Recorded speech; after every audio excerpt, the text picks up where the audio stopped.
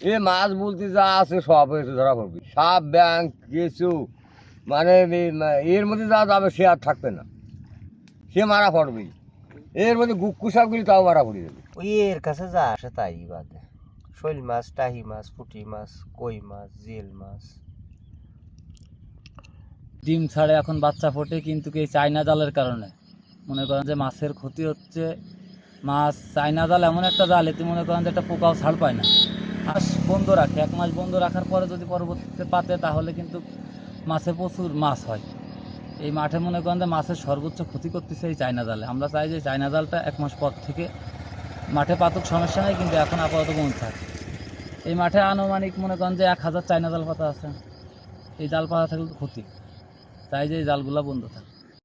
যে পানি হয়েছে বুঝছেন, এতে কই কই মাছ, শৈল মাছ, জিয়েল মাছ এইসব বাদবি দেখা যাচ্ছে সর্বোচ্চ 2 মাস থেকে 3 মাস থাকতে পারে পানি, বুঝছেন, এর বেশি আর থাকবে না। তো এ তো আমরা ইরি ধান লাগাই, সেকেন্ড ব্লক করি, এতটুকু মাছের পোনাও এতে পোনা বাদে না ভাই।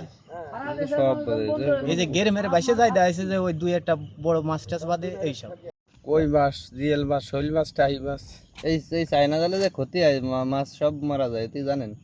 কই ক্ষতি হয় চায়না জালে? এই তো আপনার এই নিষিদ্ধ এই জাল, নিষিদ্ধ জানেন? গৃহস্থরা 2-4 দিন পাইতে খাচ্ছে, তা খাবি না। এই যে চায়না জাল, এই চায়না জালে মাছের ছোট পোনা থেকে শুরু করে সবকিছু ধরা পড়ে, যাতে মাছের উৎপাদন কম হয়। আমাদের বিলে যে প্রচুর পরিমাণে মাছ হবে, সেই মাছ এই জালে আটকা পড়ার কারণে মাছের আর বংশ বিস্তার করতে পারে না, যে জন্য মাছের খুবই মাছের অভাব হচ্ছে। আর যদি এই চায়না জাল না পাতা হয়, তাহলে মাছে অধিক পোনা দিতে পারবে এবং মাছে ভরে যাবে এই বিলে। আর হচ্ছে যদি এই চায়না জালে কিন্তু পোকামাকড় থেকে শুরু করে যে কোনো কিছু, সব কিছু এতে ধরা পড়তেছে, যাতে আমাদের এই যে বৈচিত্র্যময় এলাকাবাসীর যে দাবি, আমরা চাই যে আমাদের বিলে এই জাল যেন না পাতা হয়। এই জাল যদি না পাতা হয়, তাহলে আমাদের বিলে মাছে ভরে যাবে, আমাদের মাছের অভাব হবে না কোনো।